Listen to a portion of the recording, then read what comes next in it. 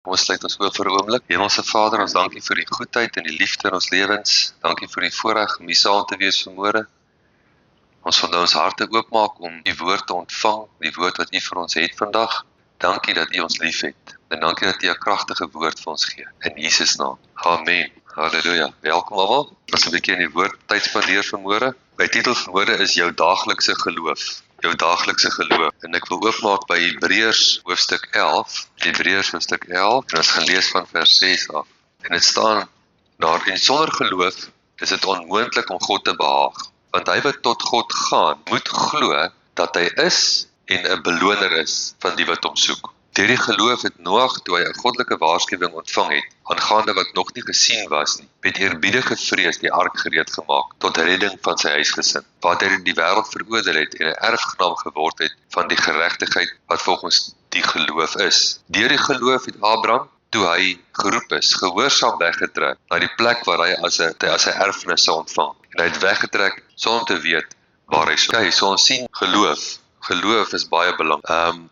Ek wil hierdie deel ook in die Amplified Bybel lees, dat ons net hoor, daar's 'n deel wat uitkom daar, in hoofstuk 11, en vers 8, wat ek onder ons aandag wil bring. Hy sê daar so: urged on by faith, Abraham, when he was called, obeyed, and went forth to a place which he was destined to receive as an inheritance. And he went, although he did not know or trouble his mind about where he was to go. Ons sal terugkom na daai deel. He did not know nor trouble his mind where he was to go. F.F. Bosworth het 'n boekie geskryf, Christ the Healer. En in daai boekie het hy gepraat van genesing. Hy het in sy gemeente waar hy was 'n geweldige plaag daardeur getrek en dosyne mense is dood. Hy het nie geweet wat om te doen nie. Jy weet, die hele gemeente gaan dan doodgaan as dit so aangaan. En waar's die Here? Hy het tyd met die Here spandeer om gesoek oor hierdie ding. En die Here het vir hom een ding gesê wat hy in die boekie geskryf het, Christ the Healer. Want een van die dinge wat vir die deurbraak gegee het om te kon ontvang, genesing te kon ontvang van die Here. En dit is die volgende woorde gewees: faith begins where the will of God is known. Faith begins where the will of God is known. So jy kan nie geloof hê sonder dat jy weet wat God se wil is. As jy nie weet wat God se wil is nie, kan jy nie geloof hê vir wat dit ook al is nie, né? En in die begin wanneer ons die Here Jesus aanneem, wanneer ek mense vertel van Jesus, wat vertel ek vir hulle? Ek sê vir hulle, man, want so lief het God die wêreld gehad, dat hy sy enige gebore seun gegee het, sodat elkeen wat in hom glo, nie verlore mag gaan nie, maar die ewige lewe kan hê. Wie van julle ken daai versie? En glo daai versie? Okay? Watter twyfel is in daai versie? Is daar enige twyfel? Daar's geen twyfel nie. Daar staan nie, want so lief het God dalk die wêreld gehad, dat hy moontlik sy enige gebore seun gegee het, sodat die wat moontlik in hom glo, dalk hom mag aanneem en dalk gered word nie. Dis nie vol ongeloof nie. Dis 'n versie vol geloof, want die wil van God word bekend gemaak. Jy kan nie 'n evangelis wees as jy nie God se wil ken nie. Is dit God se wil dat hierdie mens gered word of nie? Al is dit nie sy wil, is hoekom preek jy vir hom? Amen. Want so lief het God die wêreld gehad, dat hy sy enige gebore seun gegee het, sodat elkeen wat aan hom glo, nie verlore mag gaan, maar die ewige lewe kan hê. Jy weet wat sy wil is, en jy verklaar sy wil. Jy sê dit. Dit is sy wil. Geloof begin waar die wil van God bekend is. Maar sien nou, glo ons hierdie deel van die evangelie, maar nou kom ons by die volgende deel wat gaan oor genesing, en nou wil ons skielik die reëls verander. Nou sê ons dat moontlik is dit God se wil dat jy genees word, en moontlik is dit nie sy wil nie. Kan jy geloof hê? Nee, want jy twyfel aan wat sy wil is. Nou, is dit moontlik om God se wil te weet? Kom ons kyk 'n bietjie wat sê die woord daaroor. Efesiërs hoofstuk 5 en vers 17. Efesiërs 5 vers 17. Kan soms in begin van vers 14 af so in hom lees. Hy sê: daarom sê ontwaak jy wat slaap. Wat is klein Afrikaans? Word wakker, mense. En staan op uit die dood en Christus sal oor jou skyn. Pas dan op dat julle nou gesed wandel, nie as onwyse nie, maar as wyse. En koop die tyd uit omdat die dae boos is. Vers 17. Daarom moet julle nie onverstandig wees nie, maar verstaan wat die wil van die Here is. Amen. Moenie onverstandig wees nie, maar verstaan wat die wil van die Here is. Amen. Dan gaan ons na Kolossense toe. Kolossense, een van die groot gebede wat Paulus gebid het, Kolossense 1 vanaf vers 9. Daarom hou ek ook nie op nie, van die dag wat ons dit gehoor het, om vir julle te bid. Dis wonderlik, né? Hy bid vir die Kolossense. Ons hou daarvan as mense vir ons bid. Maar wat bid hy vir hulle? Hy gaan aan. En te vra dat julle vervul mag word met die kennis van sy wil. Halleluja. Waarvoor bid Paulus hulle? Dat hulle mag wakker word om te weet wat is God se wil. Want as jy nie weet wat God se wil is nie, kan jy nie geloof hê. En as jy nie geloof het, kan jy God nie behaag nie. Want wat behaag 'n vader? 'n Vader word behaag as sy kinders ontvang. Amen. Maar sonder geloof is die hand wat ontvang.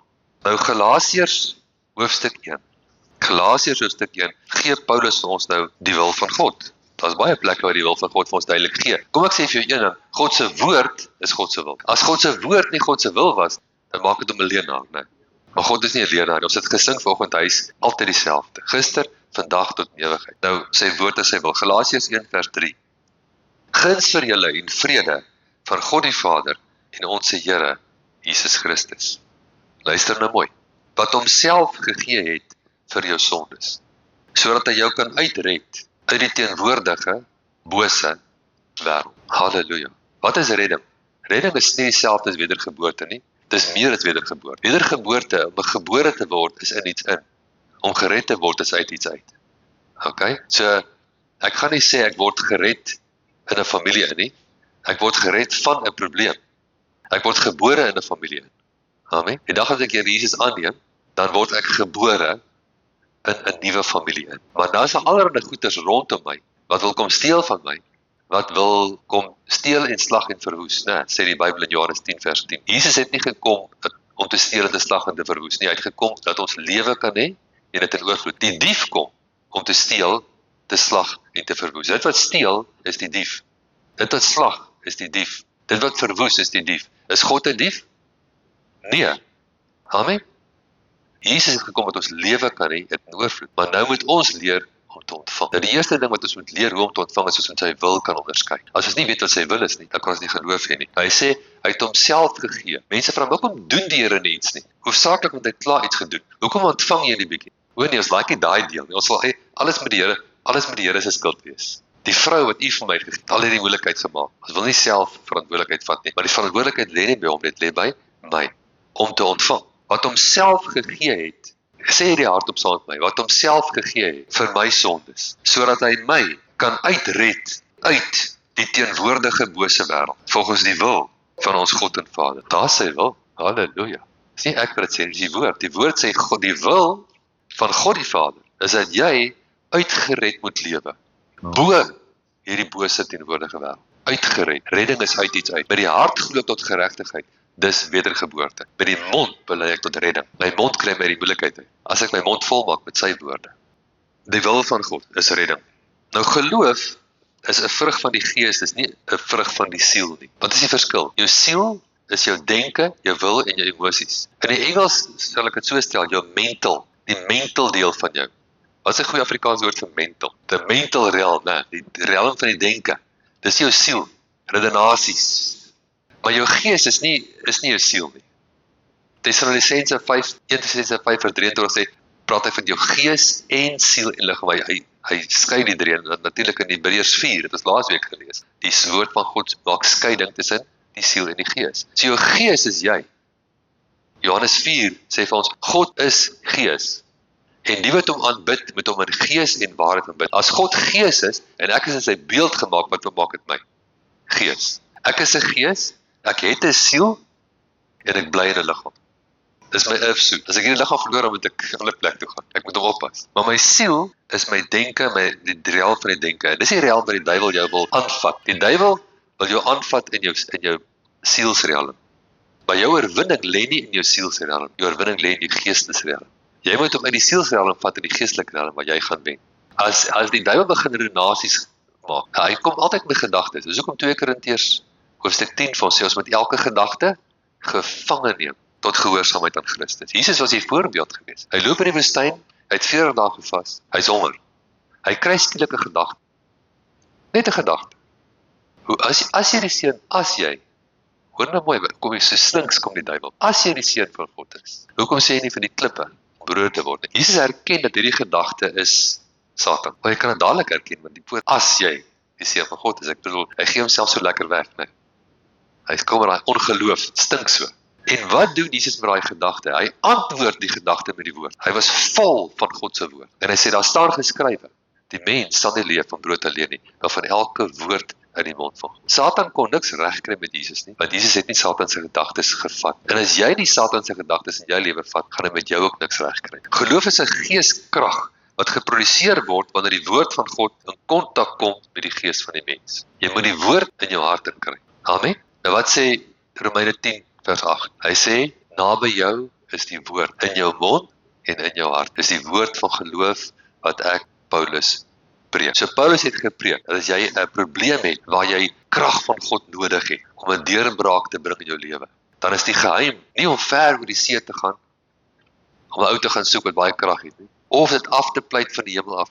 Nee, besef een ding, om die krag van God in werking te sien in jou lewe. Vat net die woord, die krag is alles in die woord. En sit dit in jou mond, en kry dit in jou hart in. As die woord in jou mond is en in jou hart is alle dinge moontlik. Jy moet die woord eers in jou mond in kry, dat hy in jou hart in kan gaan. Die woord is gemaak vir jou hart, vir jou geesmens. Vul jou geesmens met die woord, dit bring krag. Geloof is dinamies, daar is 'n aksie gekoppel aan geloof. Geloof wat werk, vloei. Jy is of in die vloei van geloof, of jy is nie in die vloei van geloof. In die gees is daar, die geesteskragte moet vloei. Daar's kragte soos vrede, daar's kragte soos vreugde, daar's kragte soos liefde. Ons ken al daai, daar's 9 kragte van die gees wat genoem word, maar hulle moet vloei. Ek kan as ja, broer, ek weet van vreugde, maar ek wil dit sien vloei. Ek wil geloof sien vloei. Nou Satan sal enigiets doen om jou geloof te stop. Hy wil jou geloof stop, want as hy nie jou geloof stop nie, gaan jy 'n deurbrake kry, en hy hou nie daarvan as kinders nie 'n deurbrake kry nie. So hy wil dit stop. So hoe gaan hy dit doen? Hy gaan jou gedagtes, eers met jou gedagtes, hy val jou gedagtes aan, hy plant gedagtes in mense. Satan is 'n meester om gedagtes te plant in mense. Hy plant gedagtes in jou en in jou buurman. En dit is jou keuse watter gedagtes vat jy en watter gedagtes los jy. Kyk 'n bietjie Matteus 6. Pragtig, Jesus het vir ons daar verduidelik. Matteus 6 vers 24 sê niemand kan 2 here dien nie. Want of hy sal die een haat en die ander lief hê, of hy sal die een aanhang en die ander verag. Julle kan nie God en Mammon dien nie. Daarom, om daardie einste juiste rede, jy moet nou wakker wees, anders gaan jy dit nou mis.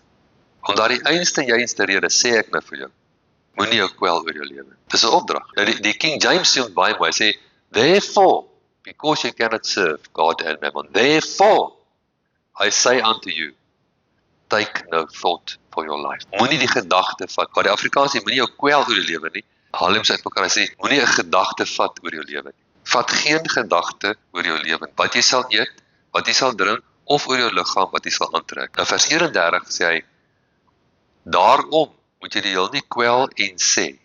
Weer sê die King James, therefore take no thought saying, daarom moet jy die gedagte vat deur om te sê nie. Hoe vat jy 'n gedagte? Jy sê hom. Satan kom en hy wil jou vernietig, hy haat jou, want jy lyk te veel soos God. So hy gaan vir jou gedagtes gee. As jy die gedagtes vat en jy sê hulle, dan gee hom lisensie om te kom dinge doen in jou lewe. En dis nie die Here se wil nie. Dis nie die Here se planne, hierdie Here die moeite gedoen om aarde toe kom vir ons te waarsku. En hy sê vir jou, moet dit nie doen nie. Ja, maar dis die Here se wil gewees. Kyk, as ek vir my kind sê, moet dit nie doen nie, en hy doen dit, moenie vir my agterna sê, dis my wil gewees nie. Ek het gesê, nee, amen. Vat geen gedagte nie, want aan al die dinge soek die heidene. Want jy die hemelse Vader weet dat jy al die dinge nodig het, maar soek eers die koninkryk van God, en al die dinge sal vir julle bygevoeg word. Die koninkryk van God sal byvoeg tot jou lewe. Is ek skriftuurlik? Amen. Die koninkryk van God sal byvoeg tot jou lewe. Satan gaan nie byvoeg tot jou lewe, hy kom wegvat. Hy is 'n dief. 'n Dief kom nie byvoeg nie. 'n Dief kom steel. Jesus het gesê, ek het gekom, Johannes 10:10, dat jy 'n lewe kan hê, en dit in oorvloed. Die dief het gekom om te steel en te slag en te verwoes. Dis die goue lyn, Johannes 10:10. Nou hoe word daar bygevoeg? Johannes 10 vers 9 het hy dit gesê. Hy het gesê, ek is die deur tot die koninkryk van God. As julle deur my gaan julle ingaan en uitgaan en wyding vind. Ingaan, uitgaan en wyding vind. Jy kan kry wat jy nodig het. Die dinge, hy sê, jy soek eers koninkryk van God en sy geregtigheid, wat beteken hoe die koninkryk werk, die reëls, die wette van die gees. Soek dit en verstaan dit en begin dit toepas, en al die dinge sal vir jou bygevoeg word. Nou die eerste plek waar die koninkryk soek is, waar dit moet wees. Waar soek ons iets? Jy moet soek waar dit is, né? My sleutels weg is, waar soek ek die sleutels? Jy vra jou vrou. Amen. Waar is my sleutel? En wat sê jou vrou vir jou? Gaan kyk in die sitkamer, gaan kyk in die slaapkamer. Mans sê dit nodig. Dan gaan kyk ek in die slaapkamer, dan kry ek my sleutels, né? So ek moet weet waar om te soek. Ek is net 'n man. Ek moet weet waar moet ek soek. Wat sê die woord oor die koninkryk? In Lukas 17 vers 21, die koninkryk van God is binne in jou. Daai koninkryk wat die oorwinning bring, daai koninkryk wat Jesus aarde toe gebring het, is nou in ons, wedergebore mense. Ons is wedergebore deur die bloed van Jesus, ons het 'n koninkryk aan die binnekant. So nou verstaan ons hoekom die duiwel ons gedagtes aanval. Want hy wil keer dat hierdie koninkryk binne in ons tot uit, want binne in my is die oplossing. Binne in my is die woord, binne in my is die Heilige Gees, binne in my is die krag van God. Alles is daar. 'n Al manier hoe hy kan toestop is hy hier met my gedagtes kan smok. Hy moet my oortuig want hy het nie krag teen my nie. Hy moet my oortuig om my eie probleem te volg. Wat sê die woord vir ons? Ons moet ons denke, Romeine 12:1 en 2. Kom ons lees dit sommer. Romeine 12:2. Word nie aan hierdie wêreld gelykvormig nie, maar word verander deur die vernuwing van julle gemoed, sodat julle kan beproef wat die wil van God is. Nou, as ons hierdie in die Amplified Bybel lees, dan sien ons 'n bietjie verder daar. Lees hom, ek het die Amplified. Kom ons lees hom daar. Romeine 12:2. Do not be conformed to this world, fashioned after and adapted to its external superficial customs, but be transformed, changed. Die woord daar is metamorfose. By the entire renewal of your mind, by its new ideals, its new attitude, so that you may prove for yourselves what is the good and acceptable and perfect will of God. Jy sien, dan gaan ons weer terug na een ding toe, wat is God se wil? Godsdienst sê vir jou, ons kan nooit weet wat God se wil is nie. So onvoorspelbaar, wat God se wil is. Daai is die duiwel se stem, hoor. God se wil is nie onvoorspelbaar, God se wil is sy woord. Vreeslik eenvoudig. As hy dit gesê het, dan is dit so. Daar's net een ding wat God nie kan doen nie. God kan alles doen behalwe een ding. 'n Nummerie staan daar. Soos nou 'n flink ding vasvra het. Wat is een ding wat God nie kan doen nie? Wat sê nummerie? Hy kan nie lieg nie. Halleluja. Hy is nie 'n man dat hy sal lieg. So, as hy sê, want lief het God die wêreld gehad, dat sy enige gebore seun gegee het, sodat elkeen wat aan hom glo, nie verlore mag gaan, maar die ewige lewe kan hê, dan staan dit vas. Amen? Dan staan dit vas. So nou moet ek my denke vernuwe. Om my denke te vernuwe beteken ek moet elke gedagte gevange neem tot gehoorsaamheid aan sy woord. Ek moet bereid wees om te verander wat ek dink. Ek moet bereid wees om te verander hoe ek dink. Dit is krities belangrik. Nou Romeine 8 vers 1. Daar is dan nou geen veroordeling vir die wat in Christus Jesus is nie. Is dit nie goeie nuus? Geen veroordeling vir die wat in Christus Jesus is. Vir die wat nie na die vlees wandel nie, maar na die Gees. Want die wet van die Gees van die lewe in Christus Jesus het my vrygemaak van die wet van die sonde en die dood. So hy praat van wette in die sin van, soos wat ons praat van swaartekrag. As ek my Bybel daar hou, dan trek swaartekrag hom af en my wil hou hom op. Wie gaan wen? Swaartekrag. Môreoggend is my hand daaronder. Hoekom? Want ek kan nie met my wil 'n wet oorwin. Maar tog het ons vliegtye vandag wat permanent in die lug kan bly. Daar's letterlik vliegtye wat met nukleergoed werk en songoeder. Hulle bly jare in die lug. Hoe kry hulle dit reg? Ander wet. Hulle gebruik 'n ander wet, die wet van lift. So hulle sit ander wette. Nou sê hy, daar's nou 'n wet van die sonde en die dood. Dis nou die vorige hoofstuk as jy in konteks lees van hoofstuk 7 sê, sou Paulus ek het hard probeer, maar ek kon dit nie regkry met my krag nie. Met my wil kon ek nie die wet oorwin nie. Maar nou kry ek 'n ander wet, die wet van die Gees van die lewe in Christus Jesus. En daai wet lig my en hy vat my. Nou nou is die vraag, hoe aktiveer ek daai wet? Wie van julle wil graag weet? Ek wil daai wet aktiveer. Nou sê dit vir ons in vers 5. Want die wat vleeslik is, bedink vleeslike dinge. Want die wat geestelik is, bedink geestelike dinge. Want wat die vlees bedink is die dood, maar wat die gees bedink is lewe en vrede. Wat jy dink, bepaal watter wet geaktiveer word. Okay? Jy kan letterlik jou hele lewe verander en anders te dink. As jy na die vlees dink of na die gees. Nou, as ek na die gees dink, wat moet ek dink? Dat het Jesus gesê in Johannes 6. Hy het gesê, die woorde wat ek met julle spreek is gees en is lewe. So as ek sy woorde vat en ek sit dit in my gedagte, dan is ek besig om die goeie stryd van geloof te stry. Die stryd van geloof is nie 'n stryd om iets te probeer wen nie. Die stryd van geloof is om jou nie af te bring van die oorwinning af wat jy reeds het. Die oorwinning is reeds gewen deur Jesus. Dit is 'n bietjie soos die sumo-stoeiers. Het jy al daai sumo-stoeiers gesien? Kyk, al wat hulle wil doen, sal die een wil die ander afgooi van die platform. Okay? Nou dis wat die duiwel met jou probeer doen. Jy staan klaar in 'n oorwinning. Jy staan in die bloed van Jesus. Jy staan vrygekoop. Genesing behoort aan jou. Oorvloed behoort aan jou. Dis gekoop. Die seun van Abraham, Galasiërs 3 vers 13 en 14, Christus het ons losgekoop van die vloek van die wet. Maar daar staan geskrywe, vervloek is elke wat aan hout hang, dat die seun van Abraham na die heidene kan kom in Christus Jesus. Wat is die seun van Abraham? Gaan kyk maar net, hoe het met Abraham gegaan? Goed gegaan. Abraham het nie tekort gehad. Hy was geseënd. Wat beteken die woord seën? Bekragtig om suksesvol te wees. Maar die duiwel probeer van posisie afkry, probeer afdruk, maar jy gaan dit nie toelaat. Jy staan op die woord. Wat ek dink is krities belangrik. Kyk 'n bietjie na Romeine 4. Soos nou in Romeine sien Abraham in aksie van vers 16 af. Daarom is dit uit die geloof dat dit volgens guns kan wees en die belofte kan vasstaan vir die hele nageslag. Nie alleen vir die wat uit die wet is nie, maar ook vir die wat uit die geloof van Abraham is, die vader van ons almal. Soos geskrywe is, ek het jou 'n vader van baie nasies gemaak, voor die aangesig van God in wie hy geglo het. Nou luister mooi, want die dode lewend maak, hierdie God wat ons dien, want die dode lewend maak, en die dinge wat nie bestaan nie, roep asof hulle bestaan. Nou let wel, hy sê nie daar, hy roep dinge wat bestaan, asof dit nie bestaan. Hy sê hy roep die dinge wat nie bestaan, asof dit bestaan. Soos jy ook wat sê, dink jou pa nog hy siek, nee, maar hy dink hy's dood nou. Om siekte te ontken, roep jy iets, probeer jy iets roep wat bestaan, asof dit nie bestaan nie, dis nie wat die woord sê. Ons ontken nie siekte, maar ons roep genesing. As jy siek is jy siek man, ons kan dit almal sien, okay? Dis nie nodig om te ontken nie, maar roep genesing, want genesing behoort aan jou, okay?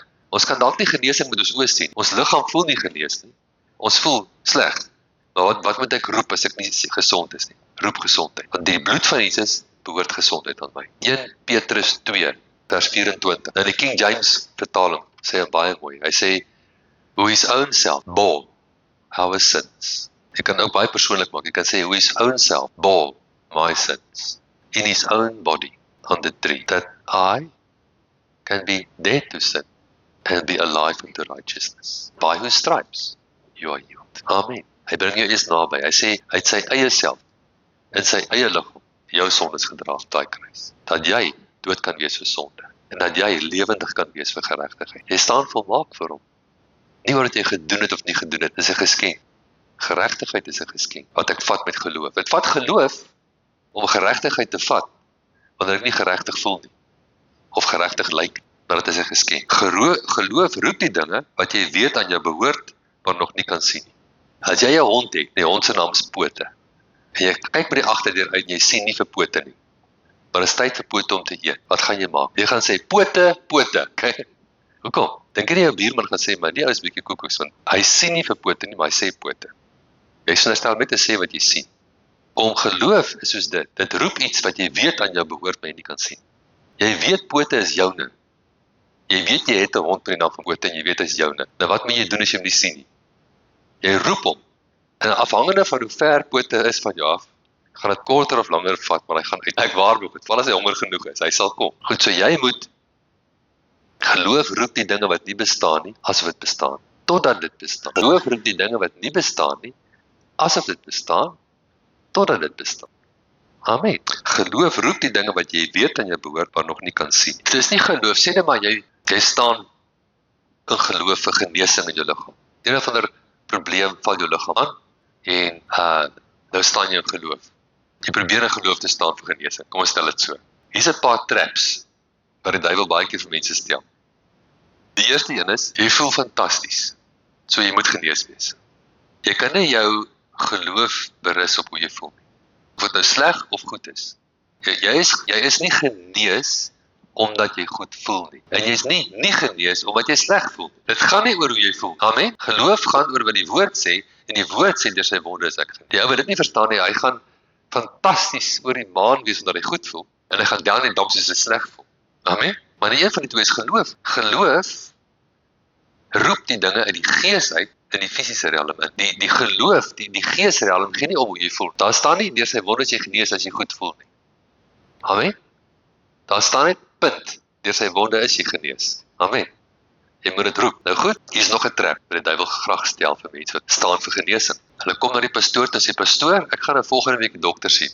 Vertrou saam met my vir 'n verslag. So hierdie ou sê klaar, maak nie saak wat die Here sê nie. Maak nie saak wat die woord sê nie. Die dokter se verslag sal staan.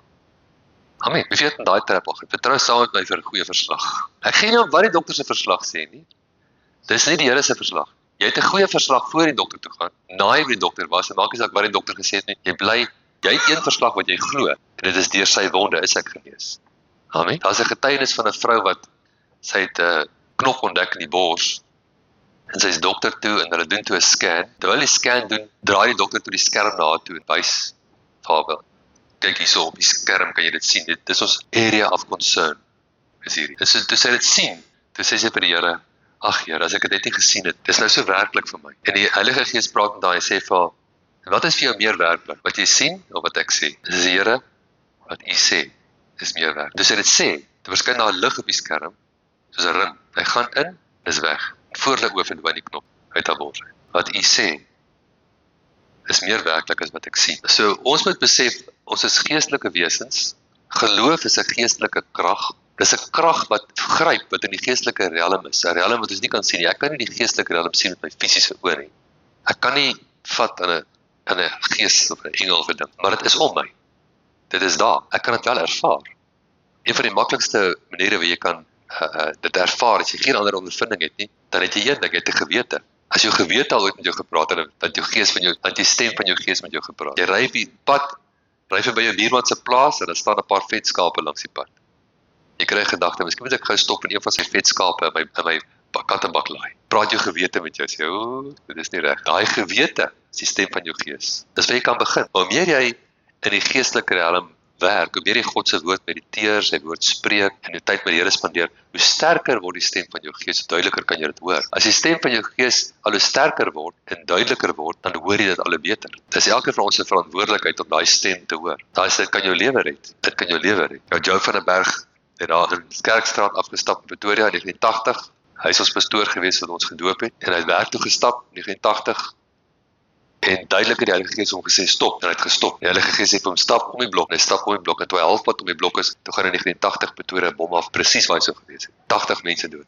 Joe stap vandag nog hier rond. Amen. Hoe kry dit reg? Hy hoor die stem van die Heilige Gees. Gaan na Markus 11, as ons kyk na Markus 11, vers 20, en toe hulle vroeg in die môre verbygaan, sien hulle die vyeboom verdroog van die wortels af. Dis nou die vyeboom wat Jesus mee gepraat het, né?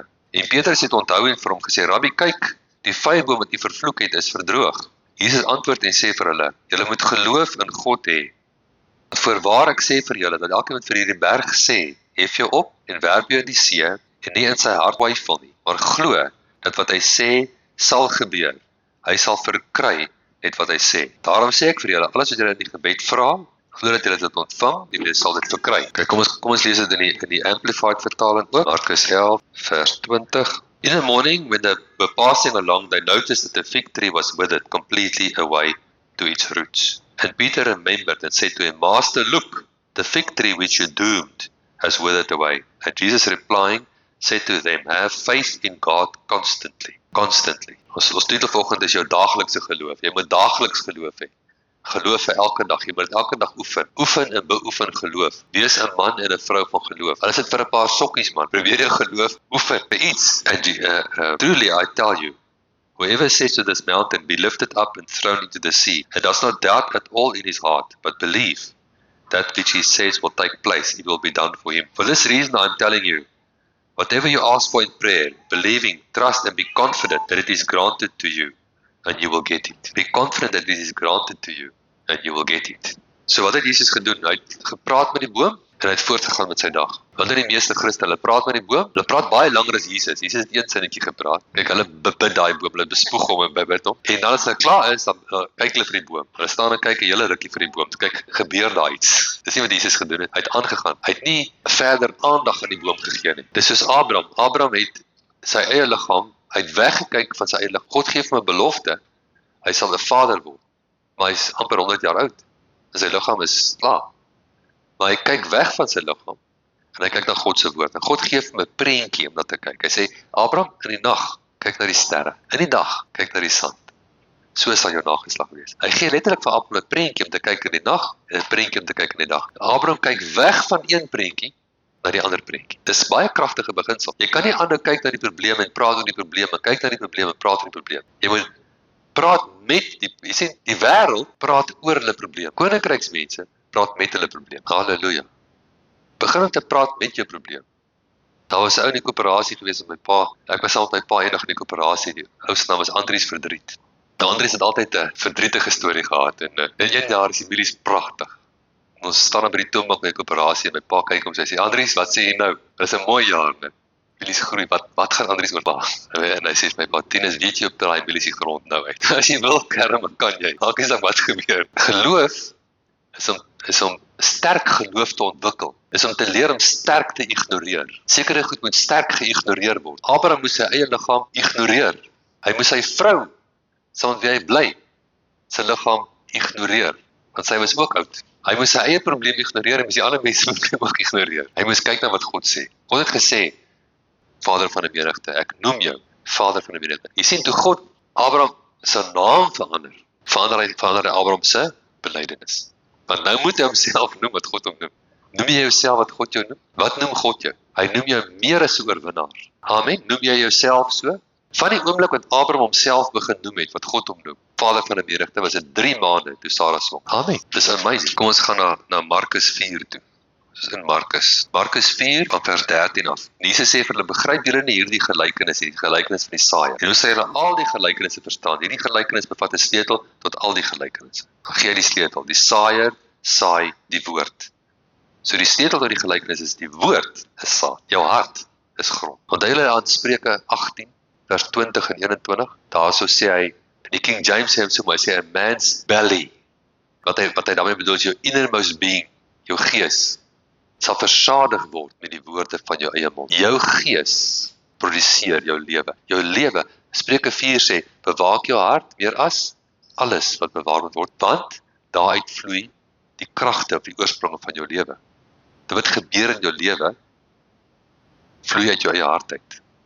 So bewaak jou hart meer as alles, meer as goud, meer as silwer, want hieruit kom die kragte van die lewe. Die krag van die lewe vloei uit jou hart uit. Jou hart, jou gees, jou innerlike mens is soos grond. Die woord is saad. Dan sê hy, as hulle wat langs die pad is by die woord gesaai word, so laat gehoor het, kom die saad aan dadelik en neem die woord weg wat in hulle harte gesaai is. Nou kom ons double cross bietjie die saad en dit regkry met te doen. Jy is bietjie hardkoppig gewees. Sê ek weier dat die woord weggeneem word van my af. Wat is die eerste strategie wat die duiwel gebruik om die woord uit jou uit te kry? Hy sê in een van die ander vertalings, in die ander evangelie sê hy gebruik aanstoot. 'n Ou wat maklik aanstoot neem, is 'n ou wat maklik die woord word maklik gesteel by hom. Onthou nie van die manier jy sy hare kam nie, dis die einde van die storie. Hy kan nie verby 'n obstakel kyk. Ek was eendag in 'n Believers Convention in Los Angeles. Ons sit redelik in die agterkant, is 'n paar duisend mense. En hier kom 'n van der usher. En hy wil in die middel van die diens, hierdie ry voor ons uitskuif, en ek weet nie wat hy wil doen, maar dit is in die middel van die diens, jy weet. En dan sê nog die attitude by my, sê vir jou, I hope you don't take offense. Maar die ene wat voor my sit, hy hak af, hy sê vir hom, you see that man preaching up front, if it's one thing I learned from him, I never take offense. Sê, hey broer, preek om, if there's one thing I learned from that guy, I never take offense. Want offense is die manier wat die duiwel kom steel van my. En ek weier. Voor jy in die restaurant instap, vergewe eers almal. Vergewe almal in die restaurant waar jy instap. Al daai waiters met die glase in jou skoot uitgooi, vergewe hulle almal. Moenie offense vat. Dis 'n geestelike stryd, man. Dis hoekom ons in liefde moet bly. Want ek wil nie gesteel, want dit is nie moeite werd om vir my te laat steel. Ek wil 'n oes hê, man. Ek wil 10. Hy sê hy's al 30. Hy sê so gaan hy aan.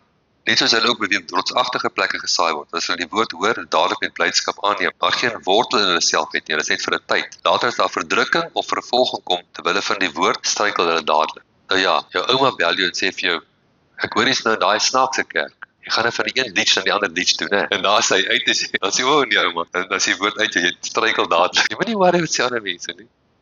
Worry wat die Here sê. Ons gaan nie vir die ander mense eendag staan nie, ons gaan vir die Here staan. En hulle beweer die dorings gesaai was, hulle wat die woord hoor en die sorge van hierdie wêreld, die verleiding van die rykdom en die begeerlikhede van die ander dinge kom in en verstik die woord en dit word onvrugbaar, dit stop die seën. Onvrugbaar beteken as nie 'n seën nie. Die ou kry kwelling, né? Kwelling, daai gedagte. Vers 20, dis hulle beweer die goeie grond gesaai. Hulle weer die woord hoor en aanneem en vrugte dra. 130, 160, 100voudig. Jy kan vrugte dra.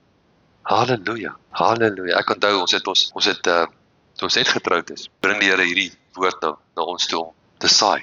En ons werk uit op ons huweliksgeskenk, wat is ons waarde? En ons bereken 'n tiende. Dit was nou baie jare terug. Ek sal nie sê presies hoeveel jare terug. Maar ons tiende was R1000. R1000 is daai jaar, in die laat 80's was dit geld gewees. En ons saai daai R1000. En ons spreek die woord daaroor. Ons verklaar die woord daaroor. Ons roep dit. 'n paar weke later, hier kom onverwags 'n cheque in die pos met R30.000.